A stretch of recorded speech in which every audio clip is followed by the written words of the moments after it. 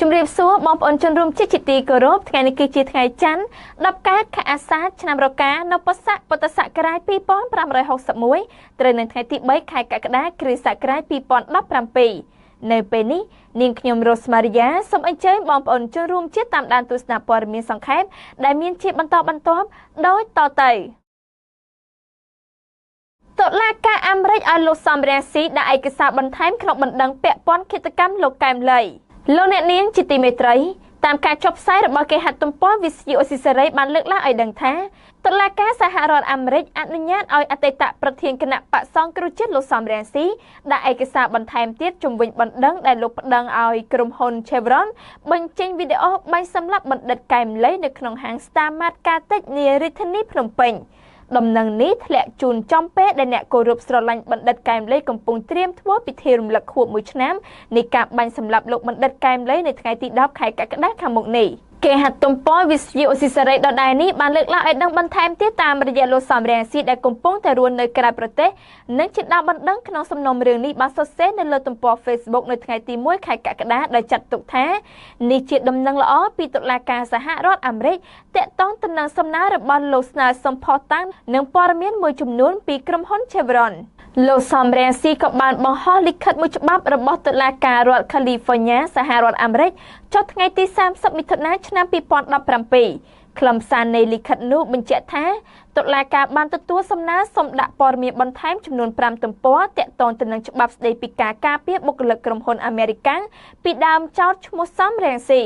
តុលាការយល់ព្រមទទួលសំណើនេះឲ្យបង្គាប់ឲ្យក្រុមហ៊ុន Chevron ដែលជាចុងចោទដាក់ឯកសារឆ្លើយតបទៅនឹងដើមចោទមិនឲ្យលើសពី5ទំព័រដោយមិនឲ្យហួសពីថ្ងៃទី13ខែកក្កដាឆ្នាំ2017លោកសំរងស៊ីបានដាក់បណ្ដឹងទៅតុលាការរដ្ឋ California សហរដ្ឋអាមេរិកកាលពីខែធ្នូឆ្នាំ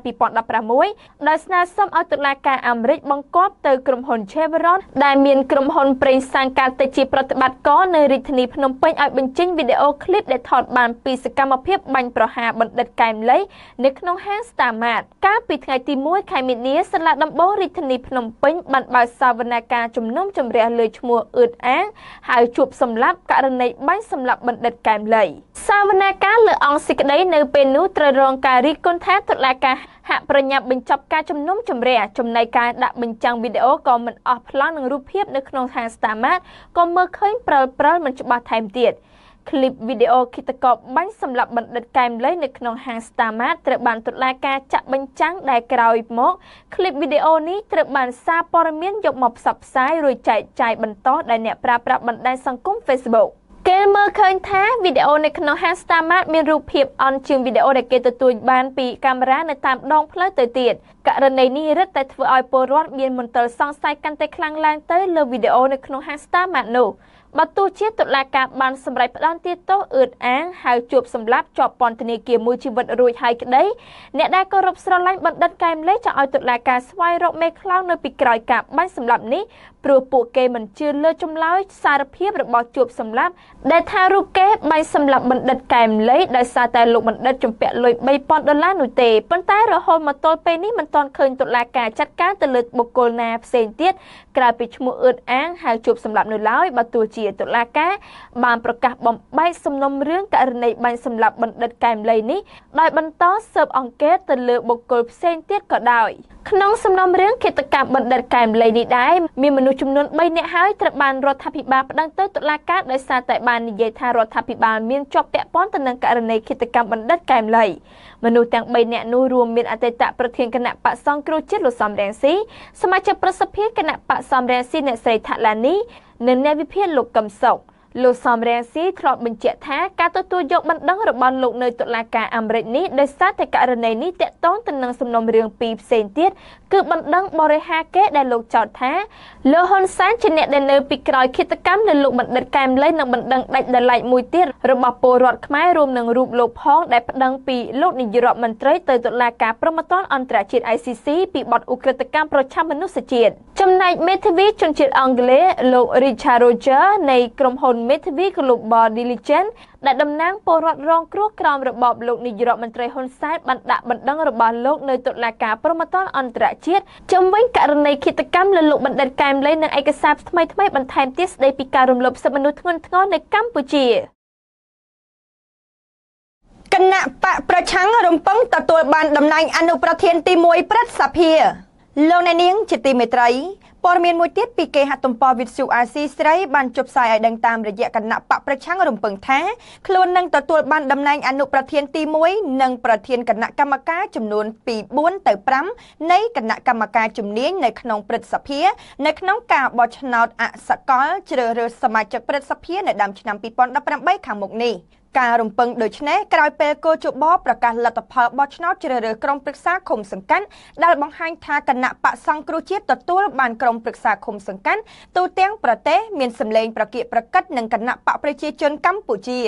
ទោះសល់ពេល6ខែទៀតទើបមានការបោះឆ្នោតជ្រើសរើសសមាជិកព្រឹទ្ធសភាដែលនឹងប្រព្រឹត្តទៅនៅថ្ងៃទី14ខែមករាឆ្នាំ2018ខាងមុខនេះក្តី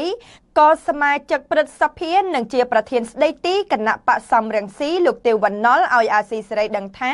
បើផ្អែកចំនួនក្រុមប្រឹក្សាឃុំសង្កាត់ដែលគណៈបកសង្គ្រោះជាតិទទួលបានកាលពីពេលថ្មីនេះនិងសមាជិកសភាគណៈបកសង្គ្រោះជាតិនឹងទទួលបាន26អាសនៈនៃចំនួនអាសនៈចំនួន58លោកថាក្រុមប្រឹក្សាឃុំសង្កាត់និងសមាជិកសភាគឺជាអង្គបោះឆ្នោតជ្រើសរើសសមាជិកព្រឹទ្ធសភាបើតាមលោកទេវវណ្ណុលចំនួនអាសនៈនៅព្រឹទ្ធសភាដែលកើតចេញពីការបោះឆ្នោតមានត្រឹមតែ57ប៉ុន្តែដោយសារតែខេត្តព្រះសីហនុទើបបន្ថែមអាសនៈរដ្ឋសភាមួយទៀតដូច្នេះចំនួនអាសនៈនៅព្រឹទ្ធសភានឹងកើនឡើងមួយអាសនៈបន្ថែមទៀតសប្តាហ៍ថ្ងៃសមាជិកព្រឹទ្ធសភានីតិកាលទី3មានទាំងអស់ចំនួន61រូបនិង61អាសនៈក្រៅពីអាសនៈដែលកើតចេញពីការបោះឆ្នោតនៃសមាជិកចំនួនក្រុមប្រឹក្សាក្នុងមុខតំណែងនិងសមាជិករដ្ឋសភាសមាជិកព្រឹទ្ធសភា2រូបត្រូវតែងតាំងដោយស្ថាប័នព្រះរាជវាំងនិងសមាជិកព្រឹទ្ធសភា2រូបទៀតតែងតាំងពីរដ្ឋសភាគេហទំព័រវិទ្យុអាស៊ីសេរីដដែលនេះបានលើកឡើងឲ្យដឹងបន្ថែមទៀតតាមរយៈប្រធានស្ដីទីគណៈបកសំរងស៊ីលោកទេវវណ្ណុលអះអាងថាចំនួនអាសនៈដែលគណៈបកសង្គ្រោះជាតិដែលនឹងទទួលបានមានចំនួន26គឺបានតិចជាងគណៈបកប្រជាជនកម្ពុជាត្រឹមតែ5អាសនៈប៉ុណ្ណោះដូច្នេះហើយទើបលោករំពឹងថាគណៈបកសង្គ្រោះជាតិនឹងទទួលបានតំណែងអនុប្រធានទី1នៃព្រឹទ្ធសភាឬយ៉ាងហោចបើគណៈបកប្រជាជនកម្ពុជាមិនព្រមក៏គណៈបកសង្គ្រោះជាតិបានតំណែងជាអនុប្រធានទី2ដែរសមាជិកព្រឹទ្ធសភានីតិកាលទី3នេះគណៈបកប្រជាជនកម្ពុជាមានសមាជិកចំនួន46រូបចំណែកសមាជិកព្រឹទ្ធសភាមកពីគណៈបកសំរងស៊ីមានចំនួន11រូបប៉ុណ្ណោះនៃចំនួនសមាជិកសរុបចំនួន61នៅក្នុងព្រឹទ្ធសភានៅក្នុងចំណោមគណៈកម្មការជំនាញទាំង10នៅព្រឹទ្ធសភាគណៈបកសំរងស៊ីបានធ្វើជាប្រធានគណៈកម្មការបានតែ2ប៉ុណ្ណោះគណៈកម្មការ8ផ្សេងទៀតគ្រប់គ្រងដោយគណៈបកប្រជាជនកម្ពុជា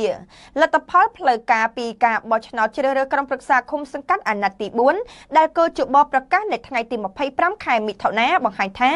គណៈបកប្រជាជនកម្ពុជាឈ្នះនាំមុខគណៈបកសង្គ្រោះជាតិដែលទទួលបានតំណែងមេឃុំចៅសង្កាត់ចំនួន1156ហើយគណៈបកសង្គ្រោះជាតិមានចំនួន489ក្រៅពីមេឃុំគណៈបកប្រជាជនកម្ពុជាមានជំទប់ទី1ចំនួន1139និងជំទប់ទី2ចំនួន510រីឯគណៈបកសង្គ្រោះជាតិទទួលបានតំណែងជំទប់ទី1ចំនួន503និងជំទប់ទី2ចំនួន1087នាយកប្រតិបត្តិនៃគណៈកម្មាធិការអព្យាក្រឹតនិងយុត្តិធម៌ដើម្បីការបោះឆ្នោតដោយសេរីនិងត្រឹមត្រូវនៅកម្ពុជាឬហៅកាត់ថាអង្គការ Netflix លោកសំគុណធីមីយល់ថាគណៈបកប្រជាជនកម្ពុជាមិនប្រគល់តំណែងអនុប្រធានទី1ព្រឹទ្ធសភាទៅគណៈបកសង្គ្រោះជាតិទេព្រោះតួនាទីនេះសំខាន់ត្បិតអីអនុប្រធានទី1នឹងក្លាយជាប្រធានស្ដីទីនៅពេលអវត្តមានប្រធានព្រឹទ្ធសភាបើតាមការអះអាងនៃគណៈបកទាំងពីរចំនួនកៅអីសមាជិកព្រឹទ្ធសភានៅអាណត្តិទី4ខាងមុខរបស់គណៈបកប្រជាជនកម្ពុជានិងគណៈបកសង្គ្រោះជាតិមានប្រហាក់ប្រហែលទៅនឹងចំនួនកៅអីនៅក្នុងរដ្ឋសភានៅពេលនេះដែរក្រោយមានកិច្ចព្រមព្រៀងនយោបាយនៃគណៈបកទាំងពីរគណៈបកសង្គ្រោះជាតិទទួលបានអនុប្រធានទី1នៃរដ្ឋសភានិងធ្វើជាប្រធានគណៈកម្មការចំនួន5នៅក្នុងសភាអ្នកវិភាគនិងអ្នកខ្លំមើលសមនុប្រតិកម្មផ្សេងគ្នាអំពីការដោះលែងមន្ត្រីអាត6និងកោជបលោកអ្នកនាងជាទីមេត្រីបើយោងតាមគេហទំព័រសម្លេងនៃសហរដ្ឋអាមេរិក VOA បានចុះផ្សាយឲ្យដឹងថាការដោះលែងអ្នកទាំង5នេះបានធ្វើឡើងមិនបានប៉ុន្មានថ្ងៃក្រោយពីជំនួបផ្លូវការដ៏កម្រមួយរវាងឯកអគ្គរដ្ឋទូតសហរដ្ឋអាមេរិកប្រចាំនៅកម្ពុជានិងលោកនាយករដ្ឋមន្ត្រីហ៊ុនសែន អ្នកខ្លំមើលស្ថានភាពនយោបាយនិងមន្ត្រីសិទ្ធិមនុស្សនៅកម្ពុជាសាទរចំពោះការដោះលែងមន្ត្រីការពារសិទ្ធិមនុស្ស4រូបរបស់សមាគមការពារសិទ្ធិមនុស្សអាតហុកនិងមន្ត្រីគណៈកម្មាធិការជាតិរៀបចំការបោះឆ្នោតកោជបហើយពួកគេក៏ចង់ឃើញតុលាការទម្លាក់ចោលបទចោទប្រកាន់ប្រឆាំងអ្នកទាំង5នាក់នេះផងដែរគេហទំព័រសម្លេងនៃសហរដ្ឋអាមេរិក VOA ដដែលនេះបានបង្ហាញឲ្យដឹងបន្ថែមទៀតតាមរយៈលោកមាសនេះអ្នកសិក្សាស្រាវជ្រាវកិច្ចអភិវឌ្ឍសង្គមមានប្រសាសន៍ប្រាប់ថាលោកស្វាគមន៍ចំពោះការសម្រេចចិត្តរបស់តុលាការដែលបានអនុញ្ញាតឲ្យអ្នកទាំង5បានស្ថិតនៅក្រៅឃុំ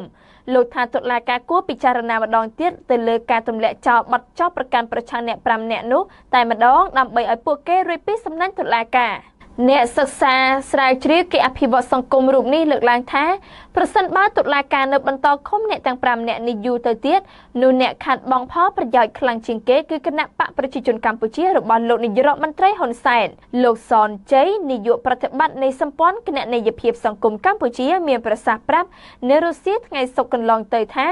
ការដោះលែងអ្នកទាំង5ក្រោយការបោះឆ្នោតថ្នាក់មូលដ្ឋានក៏ជាសញ្ញាវិជ្ជមានដល់បរិយាកាសនយោបាយនៅកម្ពុជាដែលនឹងរៀបចំការបោះឆ្នោតជាតិឆ្នាំ2018ខាងមុខ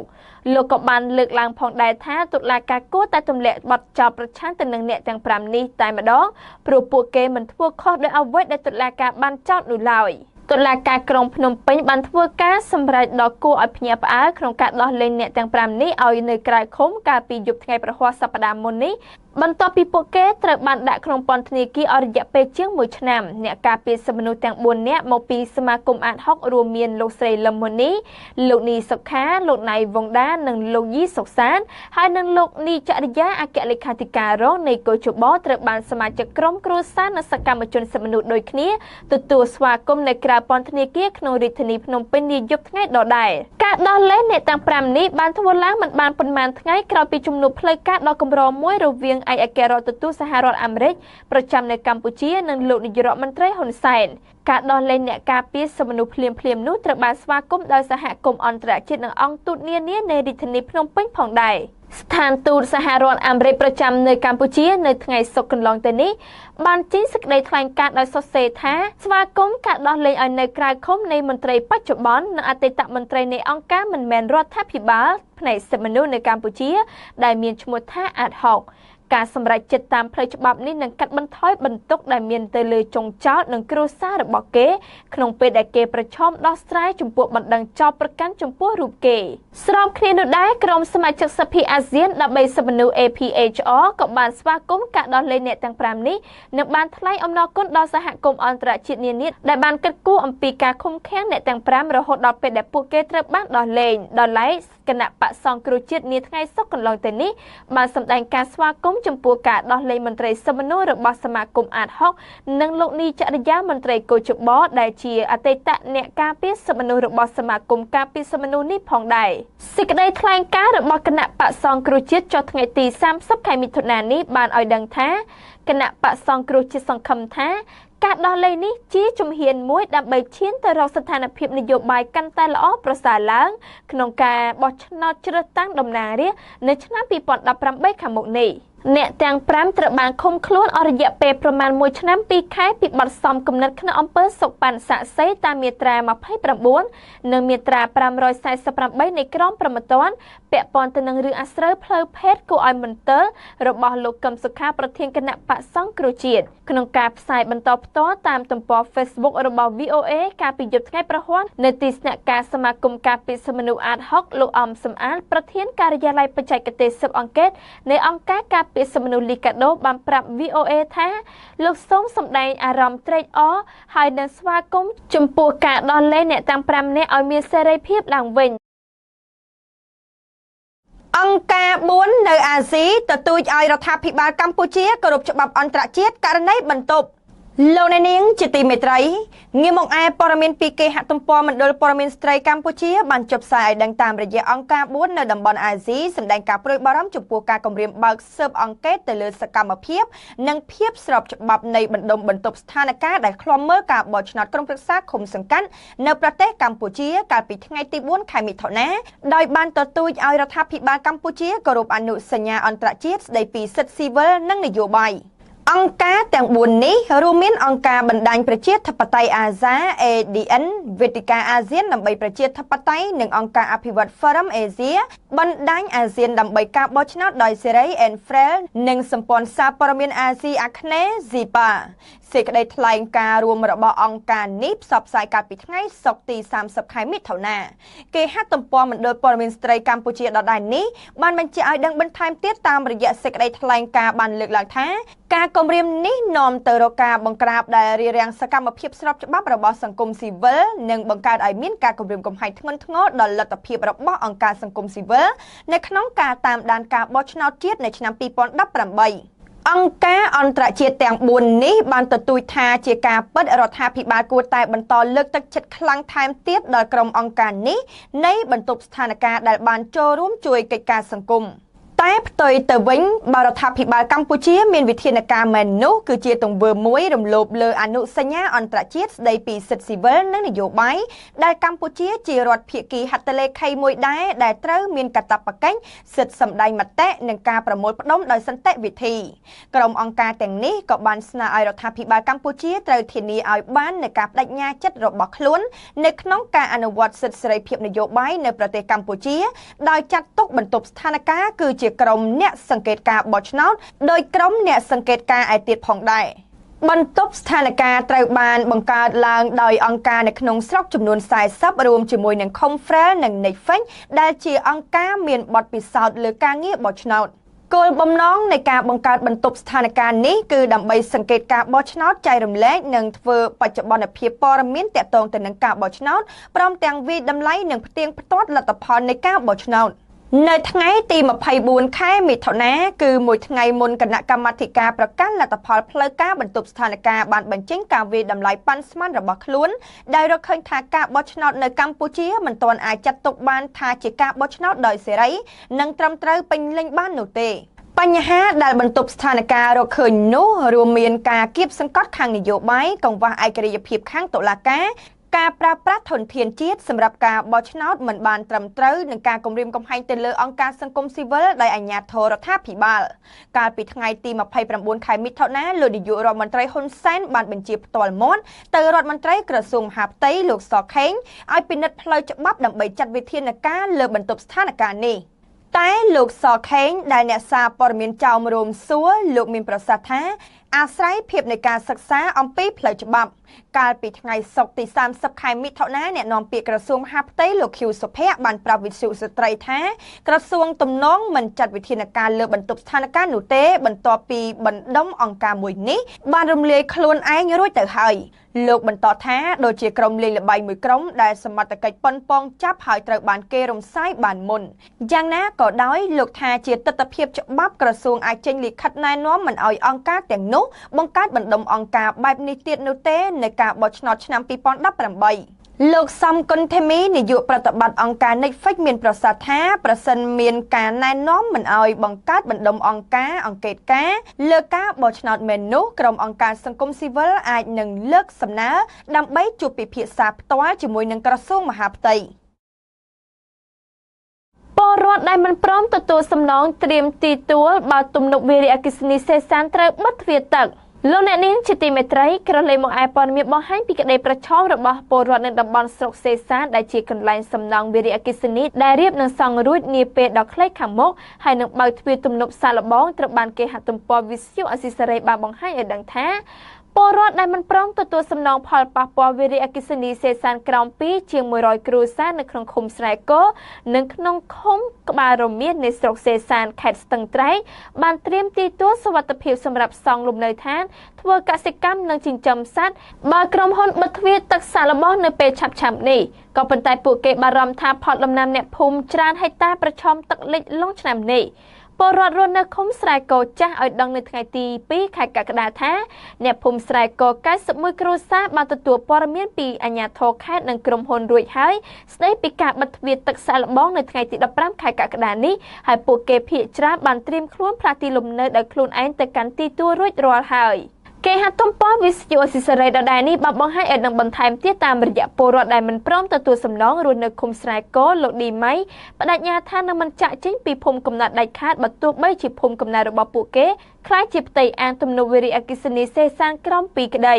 លោកថាអ្នកភូមិមិនអាចបោះបង់សម្បត្តិធម្មជាតិដូចជាព្រៃឈើនិងទន្លេដែលផ្ដល់ប្រភពទឹកនិងសន្តិសុខស្បៀងមិនចេះរីងស្ងួតដែលទ្រទ្រង់ជីវភាពគ្រួសារពួកគេច្រើនទសវត្សរ៍មកហើយលោកបារម្ភថាទីតាំងថ្មីដែលក្រុមហ៊ុនផ្ដល់សំណងប្រឈមទៅនឹងការខ្វះទឹកប្រើប្រាស់នៅមិនអាចរកត្រីសាច់បរិភោគបានហើយដីកសិកម្មនៅកន្លែងខ្លះក៏មិនអាចដាំដុះបានដែរចំណែកពលរដ្ឋរស់នៅឃុំក្បាលរមៀសលោកដាំសំណាងឲ្យដឹងនៅថ្ងៃទី2ខែកក្កដាថាអ្នកភូមិខ្លះបានត្រៀមទូកនិងក្បូនសម្រាប់អន្តរាគមន៍សង្គ្រោះបើក្រុមហ៊ុនបិទទ្វារទឹកចំណែកទីទួលសុវត្ថិភាពរបស់ពួកគេនៅមិនឆ្ងាយពីភូមិនោះទេហើយទីទួលសុវត្ថិភាពនោះទំហំច្រើនហិកតាអាចផ្ដល់លទ្ធភាពឲ្យអ្នកភូមិធ្វើកសិកម្មចិញ្ចឹមសត្វនិងសង់លំនៅឋានបណ្ដោះអាសន្នបានគ្រប់គ្រាន់លោកថាអ្នកភូមិមួយចំនួនបានសាងសង់លំនៅឋានលើទីទួលសុវត្ថិភាពបានបណ្ដាហើយនៅបានសង់លំនៅឋានរួមមួយសម្រាប់ប្រជុំពិភាក្សាក៏ប៉ុន្តែលោកបារម្ភថាទ្រព្យសម្បត្តិមួយចំនួនដែលពួកគេមិនអាចជំនះបានរួមមានដីកសិកម្មផ្ទះផលដំណាំភ្នូកប់សពនិងព្រៃឈើលិខិតចុះថ្ងៃទី5ខែមិថុនាឆ្នាំ2017របស់ក្រុមហ៊ុនទំនប់វារីអគ្គិសនីសេសានក្រំ2ឲ្យដឹងថាបើក្រុមហ៊ុនបិទទ្វារទឹកសាឡបននៅពាក់កណ្ដាលខែកក្កដាឆ្នាំ2017កម្រិតទឹកនឹងឡើងដល់72ម៉ែត្របណ្ដាលឲ្យលិចលង់ភូមិក្បាលរមៀននិងភូមិស្រែកោចាស់ក្រុមហ៊ុនចាត់ទុកការបិទទ្វារទឹកសាឡបងគឺជាទិសដៅនៃការអនុវត្តគម្រោងហេតុនេះដើម្បីបញ្ជាចលាចលណាមួយទាមទារឲ្យពលរដ្ឋចាក់ចែងឲ្យបានមុនខែកក្កដាឆ្នាំ2017មេឃុំស្រែកោលោកសៀកមេកុងឲ្យដឹងថាអញ្ញាធននឹងមិនផ្ដល់សំណងការខូចខាតផ្ដល់ដំណាំដាំដុះនៅឆ្នាំនេះដល់ពលរដ្ឋដែលមិនព្រមចាក់ចេញឬមិនព្រមទទួលយកសំណងដោះដូរនោះទេហើយអញ្ញាធនខេត្តបានផ្សព្វផ្សាយនិងណែនាំឲ្យពលរដ្ឋសហការវាស់វែងច្រើនសារមកហើយនឹងបានជូនដំណឹងដល់ពលរដ្ឋឲ្យប្រុងប្រយ័ត្នបើក្រុមហ៊ុនបិទទ្វារទឹកសាឡបងអ្នកនាំពាក្យសាលាខេត្តស្ទឹងត្រែងលោកម៉ែនគង់ធ្លាប់បញ្ជាក់ថាអាជ្ញាធរខេត្តបានណែនាំឲ្យក្រុមហ៊ុនត្រៀមទុកជាមុននៅមធ្យោបាយនានាដើម្បីអន្តរាគមន៍ជាបន្ទាន់ក្នុងករណីចាំបាច់នៅគ្រាដែលក្រុមហ៊ុនបិទទ្វារទឹកសាឡបងលើពីនេះអាជ្ញាធរខេត្តបានជំរុញឲ្យក្រុមហ៊ុនរៀបចំលំនៅឋានត្រៀមសម្រាប់ពលរដ្ឋដែលមិនទាន់យល់ព្រមទទួលយកសំណងជាង100គ្រួសារហើយក្នុងករណីពលរដ្ឋបំបែកគ្រួសារអាជ្ញាធរខេត្តបានរៀបចំគោលនយោបាយផ្ដល់សំណងរួចហើយមន្ត្រីសម្របសម្រួលសមាគមអាត6ខេត្តស្ទឹងត្រែងលោកហូសំអល់ផ្ដល់ទស្សនៈថាក្រុមហ៊ុននិងអាជ្ញាធរគួរតែបន្ទន់អេរយាប័តទទួលយកសំណុំពររបស់ពលរដ្ឋមកជជែកពិភាក្សាររដ្ឋដំណោះស្រាយបន្តទៀតមុនពេលបើកទ្វារទឹកសាឡបងយ៉ាងណាក៏ដោយលោកមានជំនឿថាការដោះស្រាយបញ្ហានេះទាល់តែមានវត្តមានលោកនាយករដ្ឋមន្ត្រីហ៊ុនសែនចុះផ្ទាល់ទើបអាចមានដំរីពន្លឺលទ្ធផលតែបើអាជ្ញាធរថ្នាក់ក្រោមជាតិវិញបើទោះបីបង្ខំពលរដ្ឋយ៉ាងណាក៏ពួកគេមិនស្ដាប់ដែររហូតមកទល់ពេលនេះទំនប់វារីអគ្គិសនីត្រូវបានក្រុមហ៊ុនសាងសង់ជិតរួចរាល់ហើយនិងបើកឲ្យដំណើរការទួបៀនទី1នៅពាក់កណ្ដាលខែកក្កដាឆ្នាំ2017ក៏ប៉ុន្តែពលរដ្ឋរស់នៅឃុំស្រែគោ91គ្រួសារនិងឃុំក្បាលរមៀស30គ្រួសារមិនទាន់យល់ព្រមទទួលសំណងនឹងចាក់ចេញពីភូមិចាស់ទៅតាំងទីលំនៅថ្មីនៅឡើយទេលោកត្រាំសម្រាប់តាមសេអ៊ូលរឿងបើកជំនួបចរចានុយក្លេអ៊ែរជាមួយនឹងកូរ៉េខាងជើងលោកអ្នកនាងជាទីមេត្រីងាកមកឯព័ត៌មានអន្តរជាតិពីគេហទំព័រវិទ្យុបារាំងអន្តរជាតិ AFE បានចុះផ្សាយឲ្យដឹងថានៅក្នុងឱកាសទទួលជួបប្រធានាធិបតីកូរ៉េខាងត្បូងលោក Moon Jae-in នៅសេតវិមានកាលពីពេលថ្មីនេះលោក Donald Trump បានគូសបញ្ជាក់អំពីភាពសំខាន់នៃការរឹតចំណងសម្ព័ន្ធភាពរវាង Washington និងសេអ៊ូលនិងបានទាមទារឲ្យមានទង្វើច្បាស់លាស់ប្រឆាំងនឹងការគំរាមកំហែងនុយក្លេអ៊ែររបស់កូរ៉េខាងជើងប្រធានាធិបតីថ្មីកូរ៉េខាងត្បូងគ្មានជំហរនយោបាយស្របនឹងលោក Donald Trump ទេនៅក្នុងសំណុំរឿងកូរ៉េខាងជើងប៉ុន្តែនៅថ្ងៃសុក្រកន្លងទៅនេះនាឱកាសជួបពិភាក្សាគ្នានៅសេតវិមានជាលើកទី1ប្រមុខដឹកនាំទាំងពីរបានព្រមព្រៀងគ្នាលើដំណោះស្រាយបើកឲ្យមានកិច្ចពិភាក្សាជាមួយនឹងកូរ៉េខាងជើងនៅក្នុងក្របខ័ណ្ឌដែលនាំរបបព្យុងយ៉ាងឲ្យបោះបង់កម្មវិធីនុយក្លេអ៊ែរយោធាទន្ទឹមនឹងការបង្ហើបទ្វារចរចាប្រធានាធិបតីអាមេរិកក៏បានធានាអះអាងប្រាប់សមាភាគីកូរ៉េខាងត្បូងថានឹងសហការស្អិតល្មួតជាមួយនឹងសេអ៊ូលនិងជប៉ុនព្រមទាំងបណ្ដាប្រទេសជាដៃគូផ្សេងទៀតលើពិភពលោកដើម្បីចាត់វិធានការទូតសន្តិសុខនិងសេដ្ឋកិច្ចរួមនៅក្នុងកម្មវត្ថុតែមួយគឺការពារសម្ព័ន្ធមិត្តនិងពលរដ្ឋប្រឆាំងនឹងការគំរាមកំហែងព្រោះលោកអស់អំណត់ហើយគេហទំព័រវិទ្យុបារាំងអន្តរជាតិ AFE ដដែលនេះបានបង្ហាញឲ្យនឹងបន្ថែមទៀតថាលោក Donald Trumpក៏បានទទួលពីអញ្ជើញរបស់កូរ៉េខាងត្បូងថានឹងទៅបំពេញទស្សនកិច្ចនៅសេអ៊ូលនៅដំណាច់ឆ្នាំ2017នេះ ប៉ុន្តែលើផ្នែកពាណិជ្ជកម្មវិញលោក Donald Trump មិនភ្លេចនឹងបរិហារអំពីវិសមភាពនៃការបដោះបដូរពាណិជ្ជកម្មរវាងគ្នានោះទេជាពិសេសនៅក្នុងវិស័យដែកថែបនិងរថយន្តតាំងពីបានចុះសន្ធិសញ្ញាពាណិជ្ជកម្មឆ្នាំ2012មកដែលជាមរតកបន្សល់ទុកដោយរដ្ឋបាលលោកអូបាម៉ាមកអនុភាពពាណិជ្ជកម្មអាមេរិកជាមួយនឹងកូរ៉េខាងត្បូងបានកើនឡើងទ្វេដងពី$13,200 លាននៅឆ្នាំ2011ទៅ$27,700 លាននៅឆ្នាំ2016សន្ធិសញ្ញា COERS ធ្វើឡើងនៅក្នុងបំណងបង្កើតការនាំចេញពីអាមេរិកទៅកូរ៉េខាងត្បូងនៅក្នុងទំហំ$10,000 លាននៅក្នុងមួយឆ្នាំប៉ុន្តែនៅក្នុងការអនុវត្តជាក់ស្ដែងគេឃើញមាននិន្នាការផ្ទុយទៅវិញនៅឆ្នាំ2016អាមេរិកការនាំចេញទៅកូរ៉េខាងត្បូងទាបជាង$3,000 លាន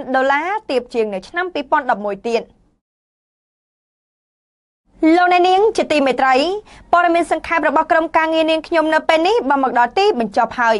នាងខ្ញុំយូច័ន្ទធីនីសូមថ្លែងអំណរគុណយ៉ាងជ្រាលជ្រៅចំពោះលោកអ្នកនាងដែលបានតាមដានទស្សនាកម្មវិធីនេះតាំងពីដើមរហូតដល់ទីបញ្ចប់សូមអរគុណសូមគោរពលា